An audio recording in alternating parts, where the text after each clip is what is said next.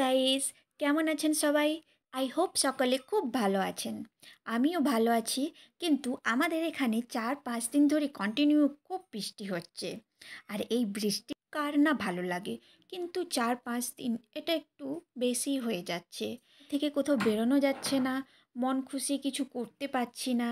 বাইরে বেরোলেই ছাতা নাও, এই বাচ্চাদের স্কুল পাঠাতে প্রবলেম, অনেক রকম প্রবলেম। জামা কাপড় শুকানোর প্রবলেম। এই যে দেখুন বাইরে কেমন বৃষ্টি হচ্ছে, কিন্তু এই মধ্যে সব কিছু বন্ধ থাকলেও খাওয়া দাওয়া কিন্তু বন্ধ থাকবে না। এই বৃষ্টির মধ্যে পতিদেবের আবার ইলিশ মাছ খাওয়ার খুব শখ হয়েছে। হওয়াটা স্বাভাবিক, বৃষ্টির মধ্যে ইলিশ মাছ হলে তো একদম জমেই যায়। যেমন কথা তেমন কাজ। এই যে বাজার থেকে ইলিশ মাছ নিয়ে এসেছে, আর হুকুম হলো ইলিশ ভাপা হবে। তো সেই মতো আমি আজ রান্না করব ইলিশ মাছের ভাপা।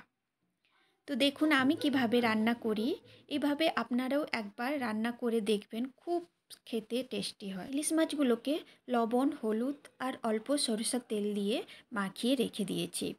আর এই যে একটা বাটি নিয়েছি, বাটিতে 2 চামচ সাদা সর্ষে, 2 চামচ পোস্ত আর 1 চামচ নারকেল পাউডার আর 2টো কাঁচা লঙ্কা ভেঙে দিয়ে দিয়েছি, আর 5টে কাজু আর সর্ষের তেল আর হলুদ দিয়ে এটা আমি একটা মিহি পেস্ট বানিয়ে নিয়েছি। এরপর একটা টিফিন বক্স নিয়ে নিয়েছি।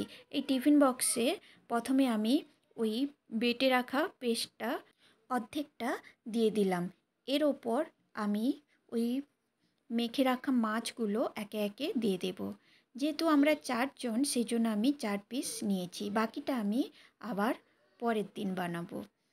তো এভাবে মাছগুলো রেখে দিয়ে এর ওপর আর যেটা বাকি ছিল পেস্টটা, ওটাও দিয়ে দিয়েছি। এরকম দিলে কি হয়, হাত দিয়ে আর মাখাতে হয় না। এটা একটু টিফিনটা নাড়িয়ে নিলেই এটা খুব সুন্দরভাবে মিক্সড হয়ে যায়। আর এর ওপর গার্নিশ করার জন্য আমি এই যে চেরা কাঁচা লঙ্কা আর অল্প সর্ষের তেল দিয়ে দিলাম। এই পেস্টের ভেতরেই কিন্তু আমি তেল দিয়ে ভালোভাবে পেস্ট করেছিলাম, আর লবণটাও ওর সঙ্গে দিয়ে দিয়েছিলাম।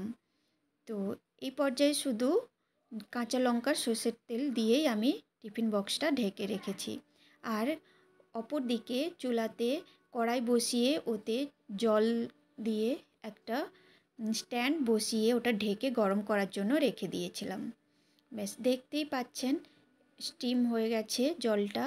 এই যে আমি টিফিন বক্সটা রেখে দিয়ে ওর ওপর ঢাকা দিয়ে মিডিয়াম আঁচে 30 মিনিটের জন্য আমি রেখে দিলাম।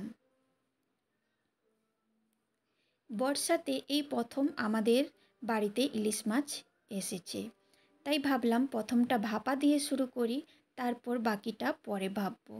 এই যে আমার হয়ে গিয়েছে 30 মিনিট পর, আমি টিফিন বক্সটা ঠান্ডা হতে এই খুলে দেখাচ্ছি। দেখুন কীরকম হয়েছে। খেতে কিন্তু খুবই ভালো হয়, কিন্তু এভাবেই আপনারা খেতে পারেন, এতেও টেস্টি হয়। কিন্তু আমি এর ওপর একটু সরষের তেলে কালো জিরে, কাঁচা লঙ্কার ফোড়ন দিয়ে এই ইলিশ ভাপার ওপরে তড়কা দিয়েছিলাম।